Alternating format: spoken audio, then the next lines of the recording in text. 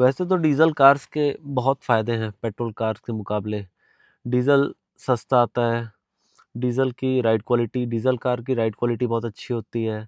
Diesel car में आपको average अच्छा, माइलेज अच्छा निकल के आता है। डीज़ल कार आपको पिकअप अच्छा देती है, पावर अच्छा देती है।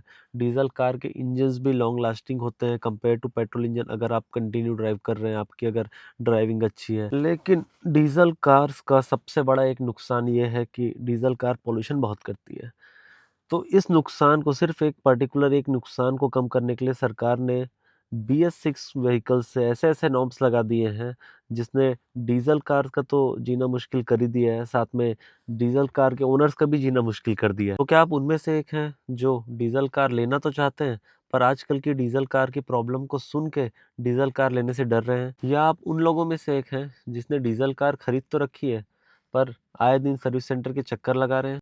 तो हेलो दोस्तों, मेरा नाम है नीरज और आज हम डिस्कस करने वाले हैं BS6 में डीजल कार्स में आ रही DPF से रिलेटेड इशू के बारे में, और साथ ही साथ आपको ये भी बताएंगे इस प्रॉब्लम से छुटकारा कैसे पाना है। तो पहली बात तो ये समझिए कि पहले के डीजल इंजन्स BS6 के पहले के जो वेरिएंट्स आते थे, वो उनमें ये प्रॉब्लम नहीं होती थी। क्यों नहीं होती थी? क्योंकि उनके एग्ज़ॉस्ट सिस्टम इतने कॉम्प्लिकेटेड नहीं होते थे। पहले इंजन से एग्ज़ॉस्ट जैसे ही निकलता था, मफलर से पास होता था, थोड़े बहुत कार्बन एग्ज़ॉस्ट के जमा होते थे और वो बाहर निकल जाते थे। लेकिन अभी जो डीज़ल के जो वेरिएंट्स आ रहे हैं, उसमें ऐड कर दिया गया है पहले तो कैटालिटिक कन्वर्टर। अपना एग्ज़ॉस्ट से पहले जो गैसेस पास होते हैं, वो कैटालिटिक कन्वर्टर से पास होते हैं, फिर वो जाते हैं DPF में। DPF के बाद फिर एग्जॉस्ट गैसेस बाहर रिलीज होते हैं, और इनके बीच में लगा होता है यूरिया का सिस्टम, जो यूरिया को आपकी DPF में इंजेक्ट करता है, जिसके थ्रू ये केमिकल प्रोसेस बूस्ट हो पाता है। चलिए सबसे पहले तो आपको दिखाते हैं कैटालिटिक कन्वर्टर होता क्या है और ये गाड़ी में कहाँ प्लेस होता है। तो ये है वेन्यू की डीजल वेरिएंट, और इस गाड़ी में आपका कैटालिटिक कन्वर्टर लगा है यहाँ पे। ये है आपका कैटालिटिक कन्वर्टर। एग्जॉस्ट गैसेस यहाँ से निकलती है इंजन से और पास होती है कैटालिटिक कन्वर्टर से, जिसमें कुछ सूट कलेक्ट होते हैं, कुछ कार्बन थोड़े मात्रा में कलेक्ट होते हैं, और बाकी गैसेस पूरे पास होते हैं DPF की तरफ। इस गाड़ी में DPF लगा है कार के नीचे, जो मैं एक फ़ोटो डाल दूंगा, जिससे आप समझ जाएंगे कि DPF कैसा दिखता है। इसके सॉल्यूशन के बारे में बात करने से पहले मैं आपको बता दूं कि इस गाड़ी के चलते भी मैंने कई बार सर्विस सेंटर के चक्कर लगाए हैं। जब तक आपकी गाड़ी वारंटी में है, तब तक तो आप इस गाड़ी का रीजनरेशन फ्री ऑफ कॉस्ट करवा सकते हैं। और इन्होंने तो मेरे गाड़ी का कैटालिटिक कन्वर्टर भी 2 बार चेंज किया है, ये बोल के कि उस पर बहुत ज़्यादा कार्बन जमा हो गए हैं। इस गाड़ी को लिए मुझे सिर्फ 2.5 साल हुआ है, और पहली बार इसका कैटालिटिक कन्वर्टर 6 महीने में ही चेंज हो गया था। उसके कुछ समय चलाने के बाद, कुछ 6-7 महीने के बाद फिर से ये प्रॉब्लम आया था। तो उन्होंने बोला कि कैटालिटिक कन्वर्टर में फिर से बहुत ज़्यादा कार्बन जमा हो गया। उन्होंने फिर से मेरा कैटालिटिक कन्वर्टर चेंज किया था। उसके बाद से अभी तक चेक इंजन लाइट आई है, और 1-2 बार आया है, और मैंने सेल्फ रीजनरेशन करके इस प्रॉब्लम को हटाया है। तो जब तक आपकी गाड़ी वारंटी में है, तब तक तो वो लोग आपका सभी काम करके देंगे, चाहे वो कैटालिटिक कन्वर्टर हो, चाहे वो DPF हो, चाहे कोई भी इशू हो। सब काम आपका फ्री ऑफ कॉस्ट होगा, जो कि 3 साल या तो फिर 1 लाख किलोमीटर तक ही काम आता है। उसके बाद मेरी गाड़ी 1 लाख से ज़्यादा चल चुकी है, और अब ये आउट ऑफ वारंटी हो चुकी है। तो अब मैं आपको इसका सॉल्यूशन बताने वाला हूँ, जो आप बीच-बीच में अगर करते रहेंगे, तो आपकी गाड़ी में कभी भी DPF का प्रॉब्लम नहीं आएगा, आपका चेक इंजन लाइट नहीं आएगा, और आपके कैटालिटिक कन्वर्टर में भी कोई इश्यू नहीं आएगा। इस प्रोसेस को कहते हैं रीजनरेशन। तो चलिए आपको बताते हैं कि आप खुद से आपकी गाड़ी का रीजनरेशन कैसे कर सकते हैं। तो रीजनरेशन स्टार्ट करने से पहले मैं आपको रीजनरेशन के बारे में बताना चाहता हूँ कि कितने टाइप्स के रीजनरेशन होते हैं। एक होता है, पहला होता है एक्टिव रीजनरेशन।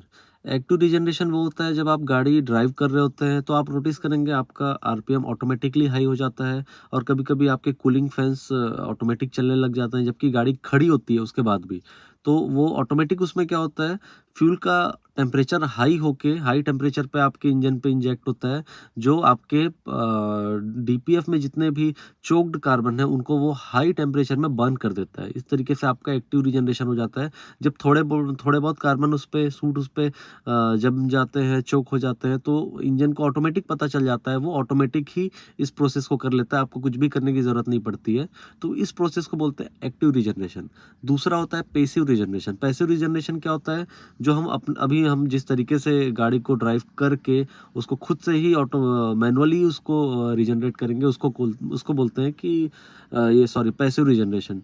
पैसिव रीजनरेशन अगर आप कर रहे हैं बीच बीच में, तो आपको ना ही आपकी गाड़ी में एक्टिव की आवश्यकता पड़ेगी, ना ही आपको फोर्स्ड रीजनरेशन के लिए जाना पड़ेगा। फोर्स्ड, और तीसरा होता है फोर्स्ड रीजनरेशन। फोर्स्ड रीजनरेशन वो होता है जो आप सर्विस सेंटर में, जब आपकी गाड़ी में बहुत ज़्यादा ही सूट जमा हो जाता है, वो आपकी ईसीएम में शो कर रहा होता है, आपके में चेक इंजन लाइट आ जाती है, तो आप सर्विस सेंटर में जब लेके जाते हैं तो आपकी गाड़ी पे वो लोग अपने टैब से चेक करते हैं और फिर आपको बताते हैं कि आपकी गाड़ी में बहुत कार्बन जम गया है। फिर वो लोग अपने तरीके से गाड़ी को खड़ी करके उसको हाई आरपीएम में ले जाके 25 मिनट तक उसको खड़े करके जो रीजनरेशन करते हैं, उसको बोलते हैं फोर्स्ड रीजनरेशन।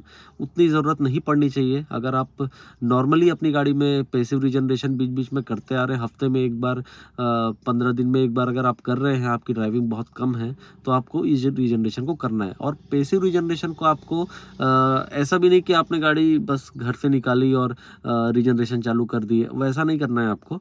आपको पैसिव रीजनरेशन को, आपको गाड़ी कम से कम 30 से 35 किलोमीटर चलानी है, उसके बाद आपको ये रीजनरेशन स्टार्ट करना है। क्योंकि इस रीजनरेशन को स्टार्ट करने के लिए गाड़ी के एग्जॉस्ट का, इंजन के टेम्परेचर थोड़ा हाई चाहिए। अगर आप शुरुआत में ये चालू कर देंगे तो ठंडे इंजन में और कम टेम्परेचर में वो रीजनरेशन हो नहीं सकता। हो सकता है उसके अलावा और भी ज़्यादा सूट जमा हो जाए उसमें, क्योंकि ये जो प्रोसेस होता है ये हाई टेम्परेचर में ही हो पाता है। अगर आप कम टेम्परेचर में करेंगे तो आपके और कार्बन सूट उस पर जम जाएंगे, जो कि कोई मतलब नहीं है। तो आपको ये 30-35 किलोमीटर चलानी है। मान लीजिए आपकी गाड़ी निकल रहे हैं, किसी शॉर्ट राइड पे जा रहे हैं, आपको कुछ 50-100 किलोमीटर समथिंग ट्रैवल करना है, तो आप घर से आधे एक घंटे पहले निकल जाइए और आप ये प्रोसेस को या तो जाते हुए करिए, या तो आप रिटर्न में आराम से आते हुए इस प्रोसेस को कर सकते हैं। लेकिन आपको कम से कम 30-35 किलोमीटर इस गाड़ी को पहले चलाना है, उसके बाद आप पैसिव रीजनरेशन स्टार्ट करिए। चलिए मैं आपको बताता हूँ ये रीजनरेशन कैसे कर सकते हैं। तो आपको इस रीजनरेशन को स्टार्ट करने के लिए सबसे पहले तो हाईवे पर आना है, और हाईवे पर आने के बाद आपको गाड़ी कम से कम 20 से 25 किलोमीटर तक चलाना है। ये 20 से 25 किलोमीटर तक चलाने के बाद आपकी गाड़ी का टेम्परेचर एक नॉर्मल वैल्यू पर आ जाएगा, जहाँ पे कार्बन को बर्न करने के लिए वो टेम्परेचर अपने को अचीव करना होता है।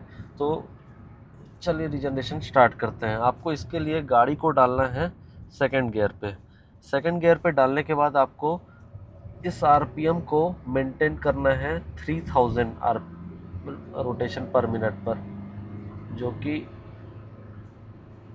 आपको 51 के स्पीड पे अचीव होगी। आप इस पे क्रूज़ कंट्रोल भी लगा सकते हैं। ये मैंने क्रूज़ कंट्रोल लगा दिया है 51 के स्पीड पर। 51 किलोमीटर पर आवर की स्पीड पर आपका 3000 आरपीएम मेंटेन हो जाएगा। इसी स्पीड पर आपको गाड़ी को कंटिन्यू ड्राइव करना है 20 से 25 मिनट तक का। मिनिमम 20 मिनट तो आपको मेंटेन करके चलना है। इस पे आपकी गाड़ी से बहुत साउंड आ रहा होगा, जो कि मैं आपको नॉइज़ कैंसलेशन ऑफ करके सुनाता हूँ।